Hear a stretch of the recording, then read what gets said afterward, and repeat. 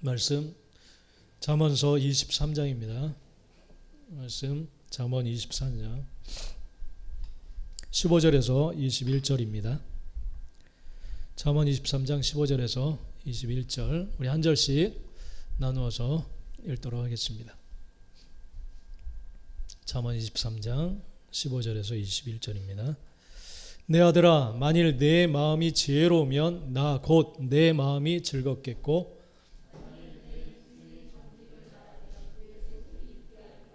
내 마음으로 죄인의 형통을 부러워하지 말고 항상 여호와를 경외하라.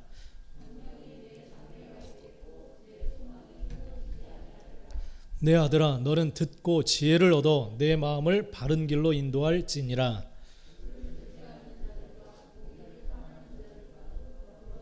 같이 읽겠습니다. 술 취하고 음식을 탐하는 자는 가난하여질 것이요 잠자기를 즐겨하는 자는 헤어진 옷을 입을 것임이니라.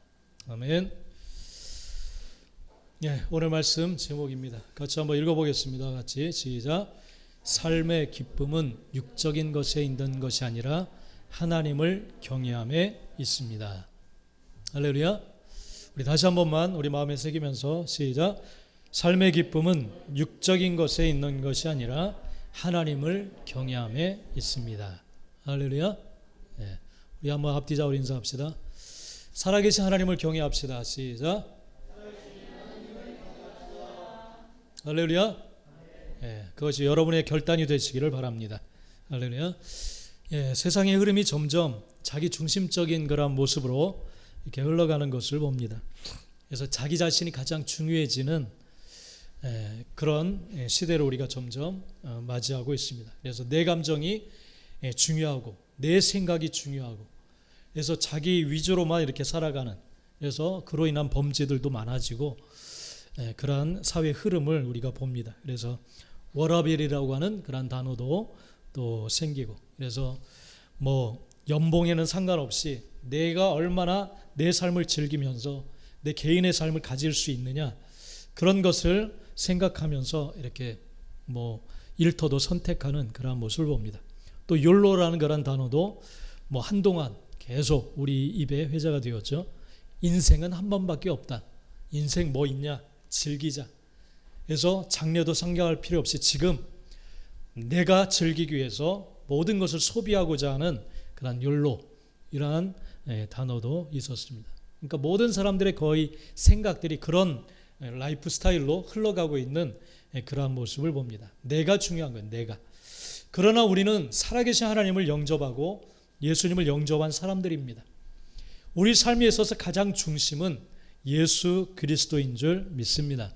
할렐루야.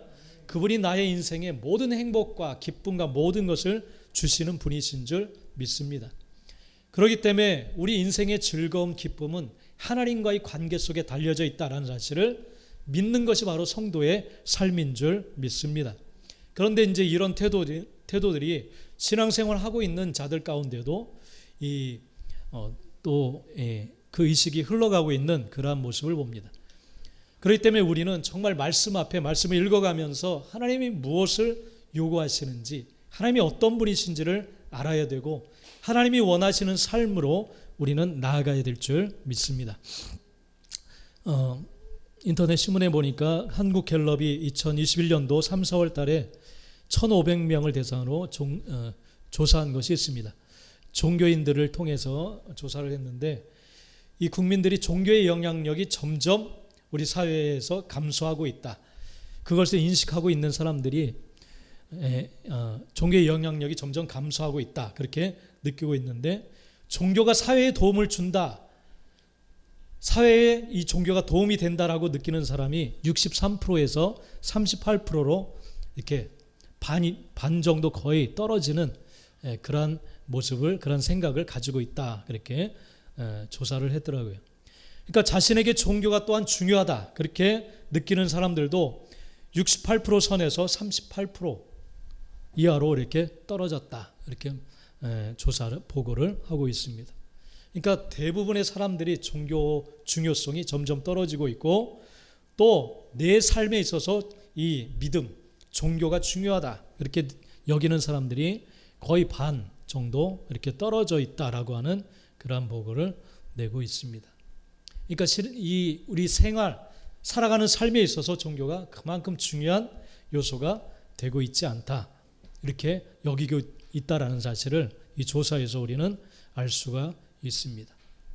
분명히 그렇다면 우리가 하나님을 믿는 우리 가운데에서도 분명히 이 영향력은 분명히 있을 줄 압니다. 여러분 삶에 있어서 정말 중요한 게 무엇입니까? 무엇이에요?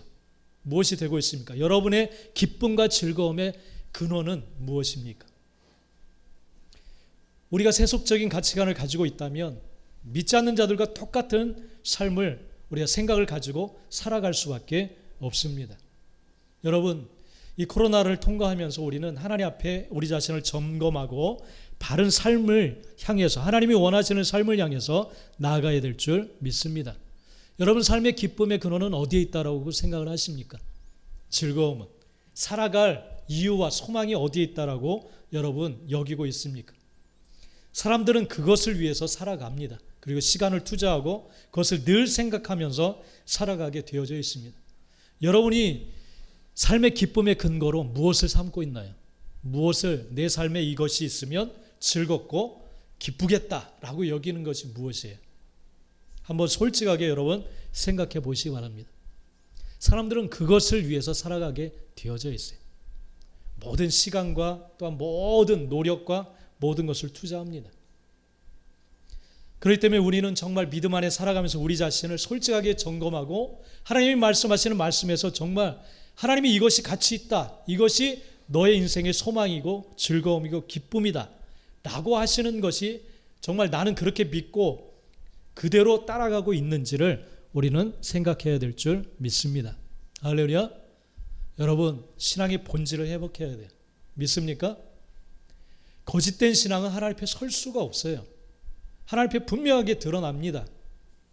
여러분, 이것을 우리 자신이 분명하게 점검하고 하나님 말씀하시는 그 신앙, 그 믿음을 가지고 주님과 동행하는 삶으로 나아가야 될 줄 믿습니다. 그런 삶을 살아가게 되시기를 간절히 축복합니다. 할렐루야. 요즘 들어서 계속 죽음에 관한 소식을 듣습니다. 누군가요? 다 알고 계시네. 2002 월드컵, 우리 그때 얼마나 뜨거웠어요. 축구 열기가. 월드컵. 그때 정말 이 잘 알려졌던 유명한 우리 축구 선수들, 그죠? 그 중에 한 명, 유상철. 전 인천 유나이티드 감독을 했다가 췌장암에 걸려서 이 투병 생활하다가 결국은 세상을 며칠 전에 떠나고 말았죠. 세상을 떠나고 말았어요. 그래서 많은 사람들이 안타까워하고 정말 슬퍼하는 그러한 모습을 보았습니다. 그리고 어제인가 그제 쿠팡 물류센터에 불이 났어요.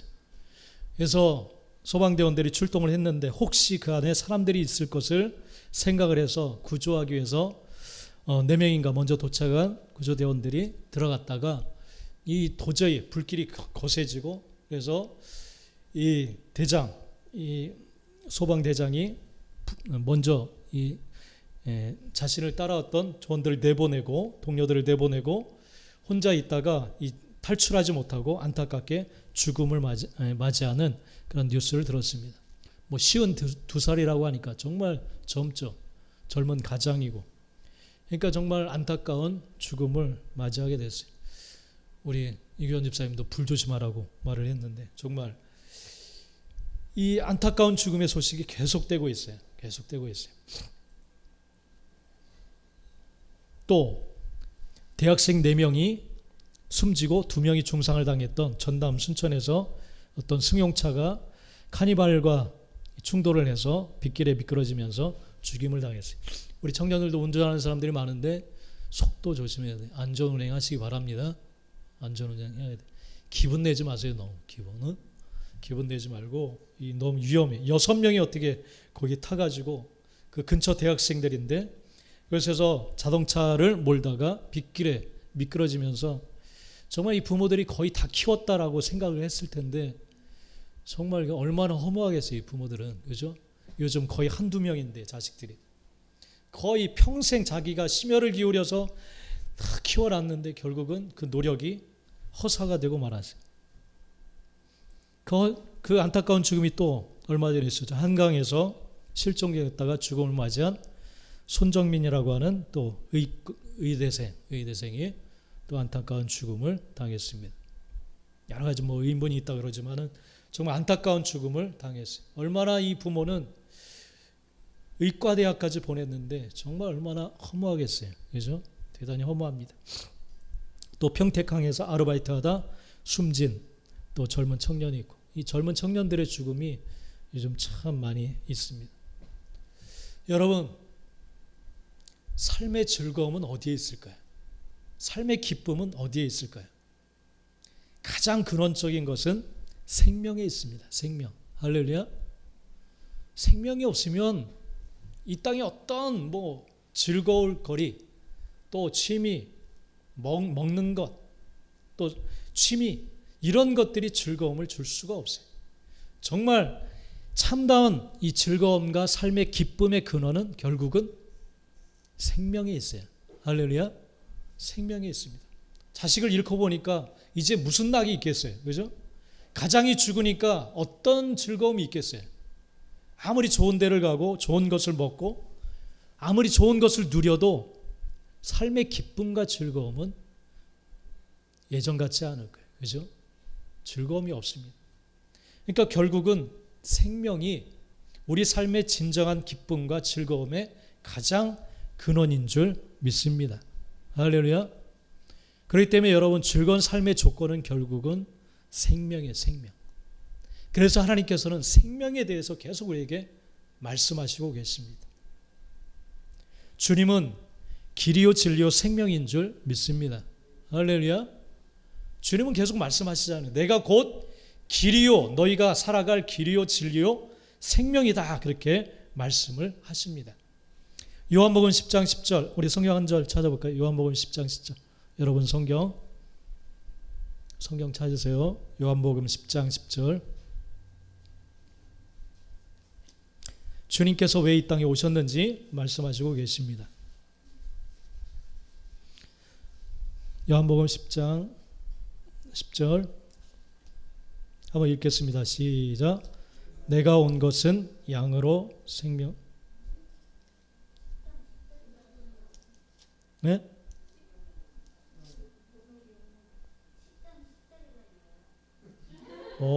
예, 10장 10절. 예, 요한복음 10장 10절 같이 읽읍시다. 시작. 도둑이 오는 것은 도둑질하고 죽이고 멸망시키려는 것뿐이요 내가 온 것은 양으로 생명을 얻게 하고 더 풍성히 얻게 하려는 것이라. 예, 앞부분을 안 읽었네요. 도둑들이 오는 것은, 그러니까 사단, 이 땅의 정사와 권세, 이것을 가지고 있는 사단이 우리 삶 가운데 다가오는 것은 뭐 즐거움과 이것이 기쁨이다 라고 말을 하지만 결국은 도둑질하고 그 생명을 죽이는 것이지만, 주님께서 이 땅에 오신 목적은 뭐냐면, 내가 이 땅에 온 목적은 양으로, 나의 양으로 하여금 생명을 얻게 하고 더 풍성히 얻게 하기 위해서 왔다, 이렇게 분명히 말씀을 하십니다. 왜 예수님께서 여러분 안에, 여러분 심령, 영혼 안에 들어가셔서 주인이 되기를 원하시는가? 여러분의 참된 행복을 위해서 그렇게 하시는 줄 믿습니다. 여러분에게 생명을 주시고 더 풍성한 삶을 살게 하시기 위해서 그렇게 하시는 줄 믿습니다. 주님이 오신, 이 땅에 오신, 또 여러분 삶 가운데 오신 그것이 바로 목적이에요. 목적. 이것을 여러분 믿으시기 바랍니다. 그래서 손을 내밀 때 그 손을 잡고 주님과 동행할 수 있는 여러분들이 되시기를 간절히 축복합니다. 할렐루야. 인생의 삶의 기쁨은, 즐거움은 생명에 있어요. 생명. 그 생명의 주인이 우리 주님이신 줄 믿습니다. 그래서 이 땅에서는 두 종류의 삶을 살아가는 사람들이 있습니다. 생명의 삶을 살아가는 사람들이 있어요. 이런 사람들은 하나님과의 교제를 통해서 즐거움을 얻습니다. 인생의 참된 기쁨을 얻습니다. 하나님 만난 사람은 기뻐요. 정말 기뻐요. 생명력이 넘치는 줄 믿습니다. 이 땅에 어떠한 삶을 살아가도 고난이 있다 할지라도 기쁨이 넘쳐요. 이상하게. 이건 말로 설명이 안 되는 거예요. 이 땅의 상식으로 설명이 안 되는 기쁨입니다. 성령 충만한 사람은 알아요. 그냥 돈이 없어도 또 고난이 있어도 기뻐요. 이건 말로 설명이 안 되는 기쁨이에요. 이것이 바로 생명력인 줄 믿습니다. 그러나 죽음의 삶을 사는 사람들은 이 땅의 쾌락을 통해서 즐거움을 얻으려고 합니다. 바로 이와 같이 두 가지 종류의 사람들이 이 땅에서는 있어요. 그런 삶을 살아갑니다. 여러분, 정말 참된 생명을 얻어서 이 땅에서 정말 기쁨으로 주님과 동행하는 삶을 살아가는 우리 모두가 되시길 간절히 축복합니다. 오늘 말씀에 보면 정말 아버지 된 솔로몬이 간절한 마음으로 자기 사랑하는 아들에게 마음을 담아서 정말 절실함으로 이 아들에게 부탁하면서 이야기를 합니다. 오늘 말씀 15절 말씀에 보면 15절 16절 우리 한번 읽어봅시다. 다시 한번 시작. 만일 내 마음이 지혜로우면 나 곧 내 마음이 즐겁겠고 만일 내 입술이 정직을 말하면 내 속이 유쾌하리라. 친아버지니까 얼마나 자식에 대한 사랑이 크겠어요. 이것은 아버지 하나님의 마음도 동일합니다. 우리를 바라보는 아버지 하나님 마음도 똑같아요. 그래서 솔로몬의 입술을 빌어서 우리에게 이 말씀을 하십니다. 하나님이 어떻게 하면 즐거우시겠다 말씀하시느냐 하면 자식된 우리들이 지혜로우면 나 곧 내 마음이 즐겁겠다 이렇게 말씀을 하십니다. 그리고 우리들이 정직한 말을 하면 정직한 삶을 살아가면 내 속이 유쾌할 것이다 이렇게 말씀을 하십니다. 여러분, 아버지 된 솔로몬은 간절하게 자기 자식이 이런 삶을 살았으면 좋겠다라고 이야기를 합니다. 지혜로운 삶. 여러분, 지혜로운 삶을 살아갈 수 있게 되기를 간절히 축원합니다. 할렐루야. 하나님이 여러분을 너무 사랑해요. 사랑하셔서 날마다 말씀하십니다. 성경을 읽으면 찔리죠, 그죠? 눈물 날 때도 있고 어떤 때 기쁘기도 하고 그건 하나님께서 말씀해 주시는 거예요. 그러면 그 음성을 듣고 그대로 실천하고 순종할 수 있게 되기를 바랍니다. 그게 바로 지혜로 살아가는 삶입니다. 삶이에요. 그리고 정직하게 살아야 돼요. 말씀의 다림줄이 딱 세워졌어요. 그러면 거기에 맞추어서 우리는 맞추어서 살아가는 것이 정직이에요. 정직. 할렐루야. 내 기분이 그러지 않으니까, 내 감정이, 내 생각이 요즘, 내 판단은 그러지 않으니까 그렇게 정직하지 않은 모습으로 나가는 게 아니라 그냥 똑바로 맞추는 거예요. 내 판단과는 상관없이 하나님 말씀하신 그대로 살아가는 거예요. 그러면 우리 삶에 하나님이 주시는 즐거움과 기쁨이 차고 넘치게 되어질 줄 믿습니다. 할렐루야. 네. 우리의 삶을 위해서 명하시는 거예요. 이 사실을 절대 우리는 믿어야 됩니다. 여러분을 생각하고 사랑하시고 복되게 하시기 위해서 주시는 명령인 줄 믿습니다.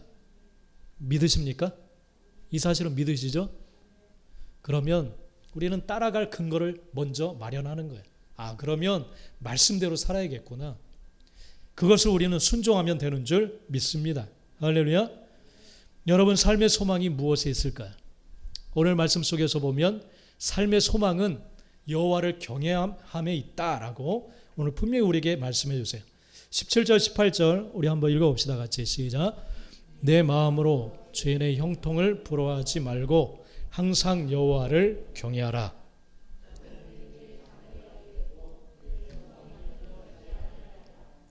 할렐루야.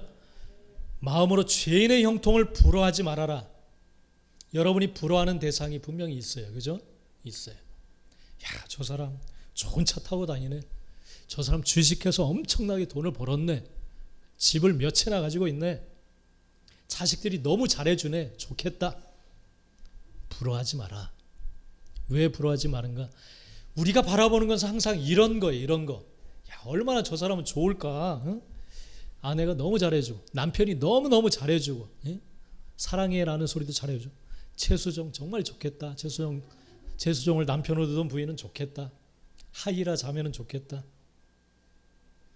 여러분, 우리는 항상 그런 행동이나 겉으로 드러나는 것을 보고 부러워요. 근데 하나님께서는 그렇게 하면 네가 잘못 갈 수 있다. 무엇을 봐야 되느냐? 하나님은 먼저 딱 내 마음으로 뭐라고 말씀하세요? 뭐라고 전제를 하고 있어요? 죄인의 형통. 죄인의 형통. 우리는 형통만 봐요. 형통.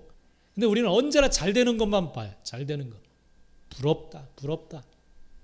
우리는 늘 그 사람이 어떤 사람인가를 봐야 될 줄 믿습니다. 여기에 승패가 달려 있는 거예요. 어떤 사람이냐가 중요한 거예요. 어떤 사람이냐.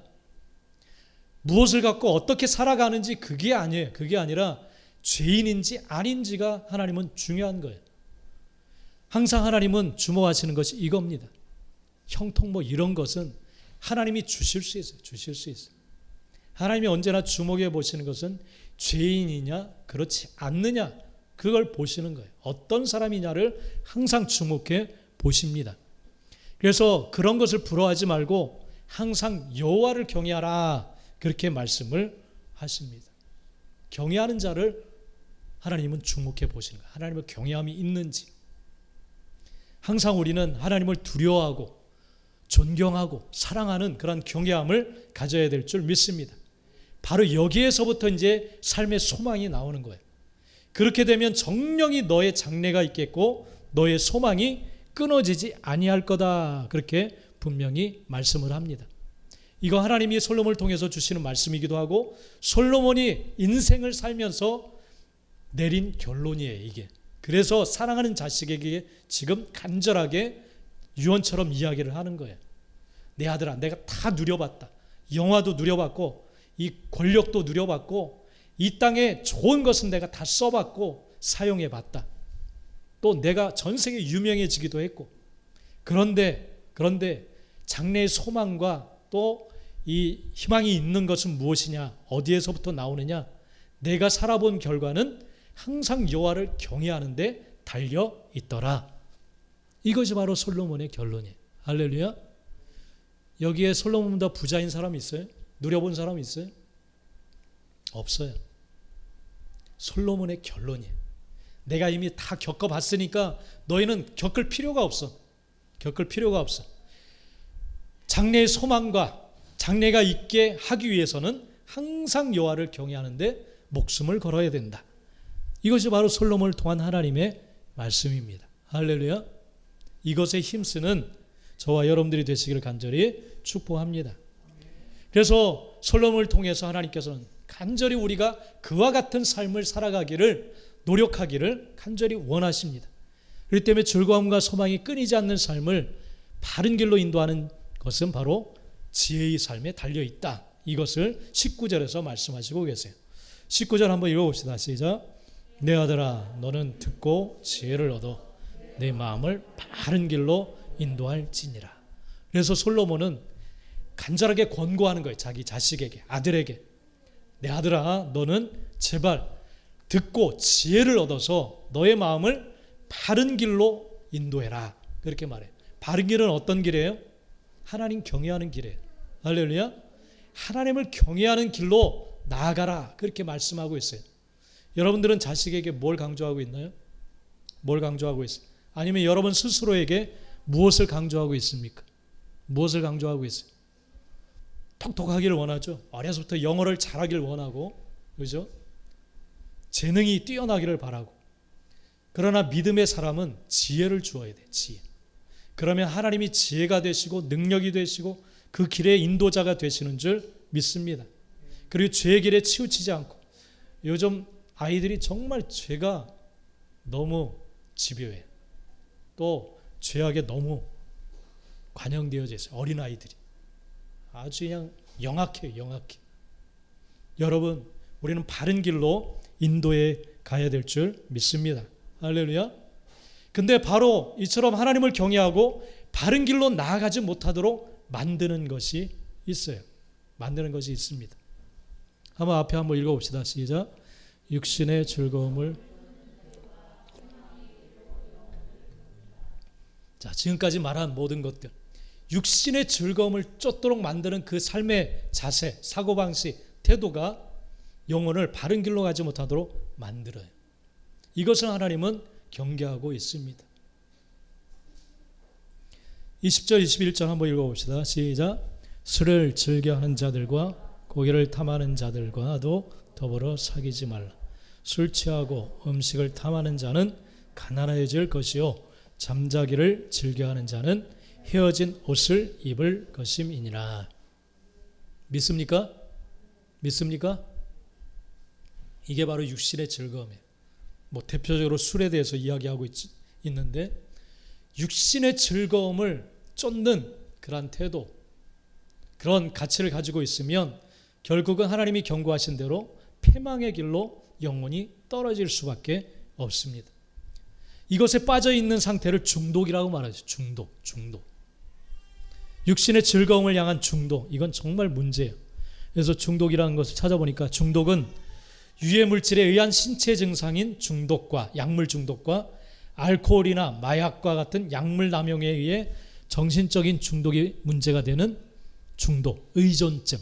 그러니까 즐거움을 자꾸만 내 육신의 즐거움을 찾기 위해서 의존하게 되는 그 대상을 바로 중독, 대상에 빠지는 것을 중독이라고 이렇게 정의를 내렸더라고요. 정의.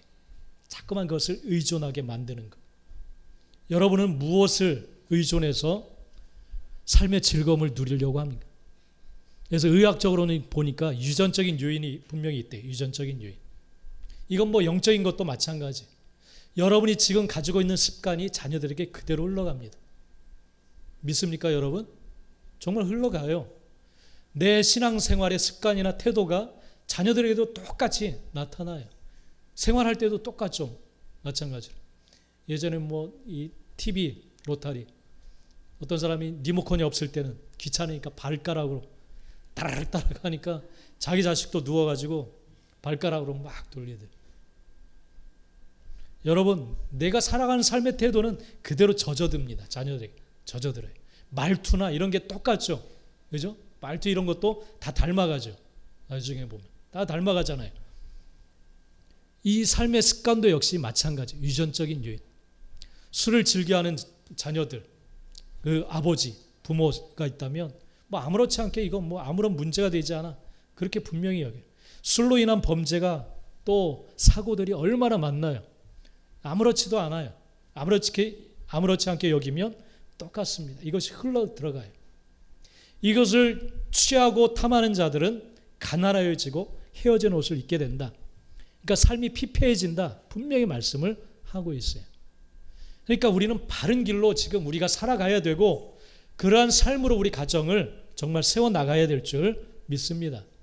그래서 우리 성도들의 가정이 다른 가정대로 회복하는 가정들이 되었으면 좋겠어요. 할렐루야. 그래서 이제 목장 예배도 시작할 텐데 그런 공동체를 만들어야 됩니다. 우리가 먹고 즐기는 데 있는 게 아니라 정말 병들어 있는 가정들을 살리는 데 우리는 힘을 다 쏟아야 될 줄 믿습니다. 두 번째는 감정적인 요인이 있다고 하더라고요. 높은 수준의 스트레스나 분노, 감정적인 고통이 있을 때 이것을 떨쳐내기 위해서 알코올이나 마약에 손을 대기 시작한다. 이렇게 말해요. 요즘은 또 프로포폴 그것을 또 맞는 사람들이 또 많은 것 같더라고요. 뉴스에 보니까. 감정적인 요인에 의해서 그렇게 된다는 거예요. 고통, 스트레스 이런 것을 풀고 떨쳐내기 위해서 그런 것에 손을 대기 시작한다는 거예요. 여러분 이건 한시적인 거예요. 일시적인 거예요. 이 근원의 문제를 해결해야 될 줄 믿습니다. 할렐루야. 야고보서 5장 13절에 보면 야고보서 5장 13절 한번 찾아볼까요? 성경.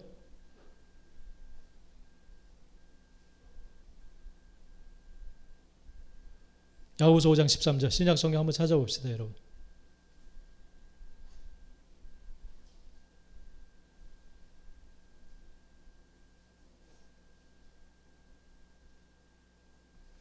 야고보서 5장 13절 신약 성경 찾았나요? 한번 읽겠습니다. 시작. 너희 중에 고난당하는 자가 있느냐? 그는 기도할 것이요 즐거워하는 자가 있느냐? 그는 찬송할지니라. 여러분 삶에 와져 있는 이 고통, 분노 이런 게 어떻게 해결될까요? 술 뭐 한잔 한다고 아니면 술에 취한다고 그것이 떠나갑니까? 떠나가지 않아요. 쇼핑으로 막 스트레스를 푼다고 해결되지 않아요. 하나님께서 말씀하시는 것은 고난당하는 자가 있으면 그는 기도해라. 살아계신 하나님 앞에 나와서 대화하고 다 쏟아내놓고 하나님의 만져주심을 구하라. 그렇게 말씀하고 있어요. 그게 가장 근원적인 치유책입니다. 할렐루야. 하나님 살아계세요. 여러분의 아버지이십니다. 그리고 하나님이 해결책을 내시기를 원하십니다. 할렐루야. 그리고 즐거워하는 자가 있으면 찬송해라. 내가 한턱 쏠게. 한턱 쏠게. 그게 아니라 하나님과의 관계 속에서 그것을 올려드려라. 그렇게 말씀하고 있어요. 욥은 하루아침에 말도 안 되는 엄청난 고난을 당했던 구약의 의인이에요. 의로운 사람이에요.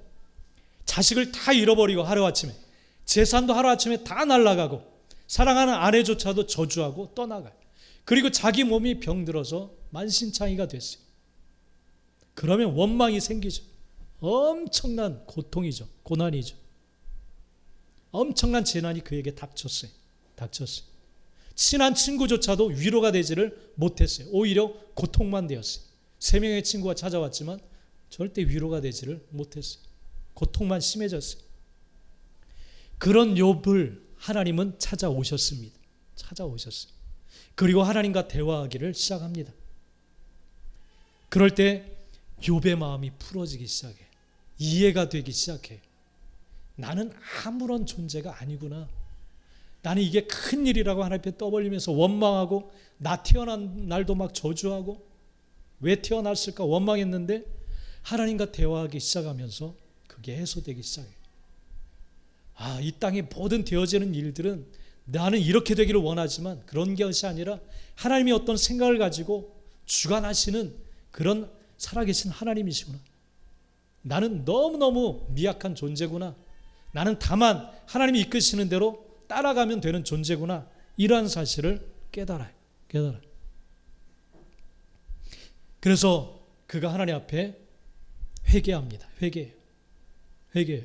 나는 깨닫지도 못한 말을 내가 떠벌렸습니다. 그리고 스스로 알 수도 없고 헤아리기도 어려운 말들을 하나님 앞에 쏟아냈습니다. 그렇게 고백해요. 그러면서 욥기 42장 5절에 보면 내가 주께 대하여 귀로 듣기만 하였더니 이제는 눈으로 주를 배움나이다. 영광스러운 주님을 배움나이다. 귀로만 들을 때는 원망도 나오고 슬픔도 나오고 후회도 하고 막 그랬어요. 근데 생생하게 주님과 교제하고 대화하기 시작하니까 다 풀어졌어요. 그리고 영광스러운 마음의 감동이 가득 차게 되어졌어요. 그렇게 대화를 시작하고 교제를 시작하면서 삶이 다 회복이 되어진 줄 믿습니다. 모든 것이 2배, 이전의 삶의 배 이상으로 다 회복이 되어졌어요. 은혜의 삶이 회복된 줄 믿습니다. 여러분, 고통 중에 있을 때 이 땅의 육적인 즐거울 거리를 찾아서 그것을 통해서 해결하려고 할 때 해결되지 않아요. 여러분, 신앙생활 한다 할지라도 이 땅의 것을 통해서 그러한 것을 해소해 보고자 한다면 역시 똑같은 삶을 살아갈 수밖에 없어요. 믿음 안에 살지만 뜬구름 잡는 것 같은 그런 삶을 똑같이 살아갈 수밖에 없습니다. 하나님과의 관계가 생생해져야 될 줄 믿습니다. 욥처럼 내가 귀로만 듣던, 우리가 그럴 수 있어요. 지금까지 살아오면서 그냥 하나님 그냥 귀로만 맨날, 근데 어느 순간 거듭나고 성령 충만하고 성령님이 임하실 때 이제는 눈으로 보는 것 같은 그런 눈이 열리는 때가 와지게 됩니다. 할렐루야. 생생해질 때가 있어요. 바로 그것이 천상의 삶인 줄 믿습니다. 다 모든 문제들이 풀어지게 돼요. 내가 너끈히 어떤 문제도 이겨낼 수 있는 사람이 되는 줄 믿습니다. 강해져요.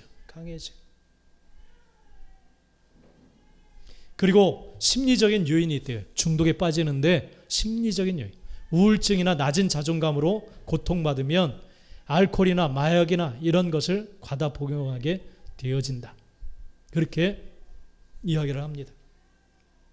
믿음 안에서도 그럴 수 있어요. 엘리야도 심한 우울증에 빠졌어요. 놀라운 기적과 이적으로 바알과 아세라 선지자들 850명과 싸워서 이겼어요. 그들을 다 물리쳤어요. 그런데도 이세벨이 집요하게 엘리야를 죽이려고 추격해와요. 그러다 너무 지쳤어요. 그래서 우울감에 빠져서 하나님 앞에 죽기를 구합니다.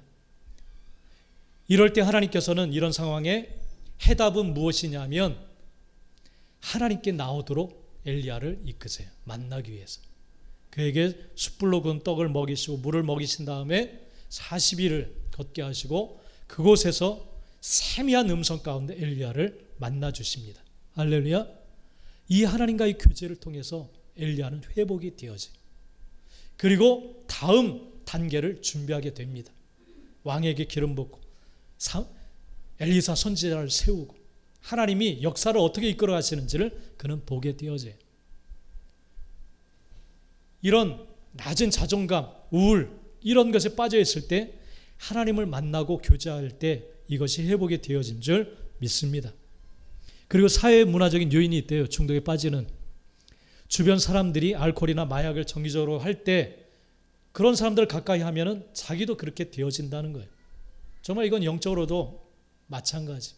우리 상황과 환경을 그런 사람들로 배치해 놓고 그런 사람들과 어울리고 함께 하다 보면 자연스럽게 그렇게 흘러가요. 그죠? 자연스럽게. 늘 불평하는 사람 만나기 시작하면 어느 순간 나도 모르게 그런 불평거리가 내 불평이 돼요. 막 같이 그렇게 생각하고 있어요. 같이 흘러가기 시작합니다. 우리 주변을 영적인 것들로 우리는 채워야 될 줄 믿습니다. 할렐루야. 매일 성경이 새로 나왔어요. 여러분. 준비하시기 바랍니다. 끊었나요? 구독 끊으신 거 아니죠? 하고 계시죠? 네, 하고 계신 줄 믿습니다. 유튜브 구독 눌러주세요. 유튜브. 그리고 매일 성경 구독하세요. 꼭 읽으시 바랍니다. 네, 읽으셔야 돼요. 내 상황과 환경을 그렇게 배치해야 돼요. 영적인 것들로 이렇게 해놔야 돼요. 또 교제하는 사람들도 그런 사람들. 기도하는 사람을 가까이 하면 기도하게 되고 늘 찬양하는 사람 가까이 하면 찬양하고 그렇게 되어져 있어요. 그죠? 오니가 요즘도 찬양 부르나요? 무슨 찬송이었죠? 네, 있어요. 그거 있어요. 엄마 아빠가 불러주나요? 아닌데도 하면은 이건 은혜야. 정말 은혜. 이건 하나님의 은혜. 자꾸 이렇게 해줘야 그런 삶으로 흘러가게 되어집니다. 그리고 연령과 성별, 어린 나이부터 음주하고 뭐 담배 피고 그러면 그런 것 중독에 쉽게 빠진다고요. 쉽게. 어린 나이. 그러니까 어릴 때가 중요한 거예요. 어릴 때 환경을 잘 만들어 줘야 돼요. 자꾸만 예배하는 곳에 데려가야 되고 기도하는 곳에 은혜 받는 것 이런 것에 자꾸만 노출시켜줘야 돼요. 그래야만 영적인 삶을 향해서 나가게 되는 줄 믿습니다. 할렐루야. 예. 삼손은 블레셋 여인을 너무 좋아했어요. 그래서 그 여인 때문에 그는 인생을 망칩니다. 하나님이 부어주신 은혜가 크지만 그 능력과 모든 것을 다 잃어버려요. 신앙을 무너뜨리는 이런 중독들이 있다는 것. 이것은 바로 육적인 즐거움. 여러분 하나님 외에 정말 좋아하는 것들 물론 육적인 것을 위해서 우리는 취하고 살아야 됩니다. 그러나 그것은 적당해요. 적당히. 아주 그냥 집요하게 그냥 연구하고 찾아다니면서 막 그런 것이 아니라는 거예요. 적당하면 돼요. 적당. 할렐루야. 적당하면 돼요. 그래서 예수님께서도 마리아 가정에 갔을 때 마르다는 막 음식 준비하느라고 분주했어요. 주님이 정말 중요하게 생각하고 그 중요하게 생각하는 것을 그들이 취하기를 원했는데 마르다는 음식 준비 때문에 예수님 앞에 나올 그런 시간도 없었어요. 마리아는 그 앞에 앉아서 그냥 얄밉게 그냥 말씀을 받아먹고 아멘하면서 이렇게 앉아 있었어요. 그래서 화가 나서 예수님 쟤 좀 내보내가지고 같이 음식 준비 좀 하게 해주세요. 그럴 때 주님이 하신 말씀이 있죠. 뭐라고 하셨어요? 야, 음식은 한두 가지면 족하다. 근데 마리아는 좋은 것을 선택했어. 좋은 것을 선택했으니 빼앗기지 않을 거야. 한두 가지면 좋게 너도 말씀을 들어라. 하나님이 그렇게 말씀을 하셨어요. 여러분 하나님 외에 좋아하는 것들은 적당하면 되는 거예요. 적당하면. 그런데 그 좋아함이 점점 커질수록 신앙은 점점 약해지고 무너지기 시작하는 거예요. 무너지기 시작합니다. 여러분 정말 영적 즐거움을 추구하는 저와 여러분들이 되시길 간절히 축복합니다. 8절 9절에 보면 내가 여호와를 항상 내 앞에 모시며 그가 나의 오른쪽에 계심으로 내가 흔들리지 아니하리로다. 이러므로 나의 마음이 기쁘고 나의 영도 즐거하며 내 육체도 안전히 살리니 그렇게 다윗이 고백하고 있어요. 항상 내 앞에 하나님을 모시고 나의 오른쪽에 하나님이 계심으로 난 흔들리지 않고 내 마음이 늘 기쁘고 나의 영도 즐겁다. 그렇게 고백하고 있어요. 시편 84편을 보면 이 시편 기자는 주의 궁정에서의 한 날이 다른 곳에서의 첫날보다 낫다. 그렇게 고백하고 있어요. 영적인 것의 즐거움의 근원을 삼았어요. 그것에 바로 우리 진정한 행복과 기쁨이 있는 줄 믿습니다. 할렐루야. 네. 오늘 본문 29절 한번 찾아보시다 여러분. 29절.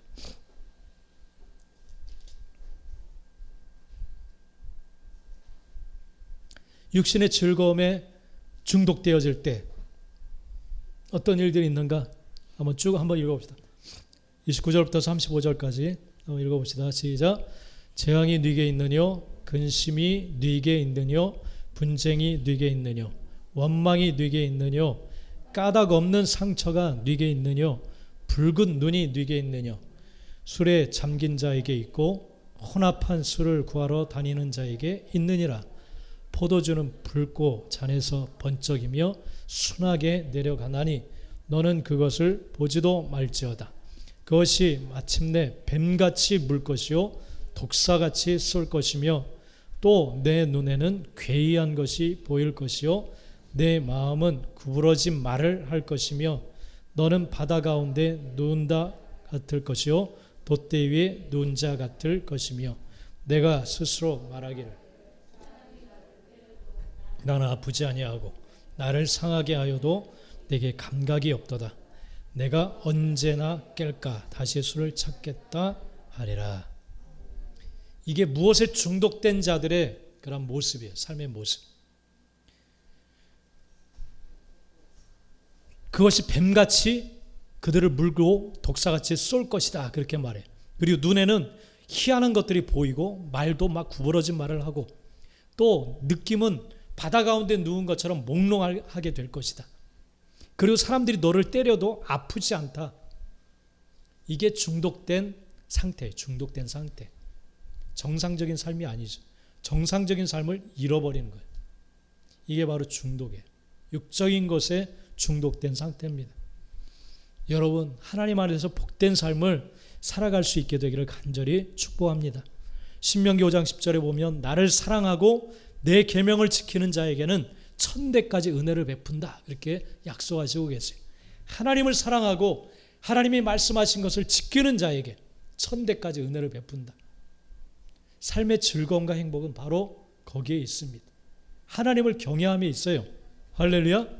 요한일서 5장 12절에 보면 아들이 있는 자에게는 생명이 있고 하나님의 아들이 없는 자에게는 생명이 없다. 행복과 기쁨과 즐거움의 근원은 생명이에요.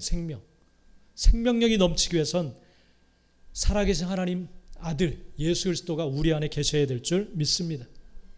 주님이 있는 자에게는 생명이 있다고 했어요. 생명. 여러분의 삶 가운데 생명이 있습니까? 할렐루야. 생명이 있죠. 여러분 가정 가운데 생명이 있습니까? 그런 삶을 살아가게 되시를 간절히 축복합니다. 할렐루야. 기도합시다. 기도하겠습니다.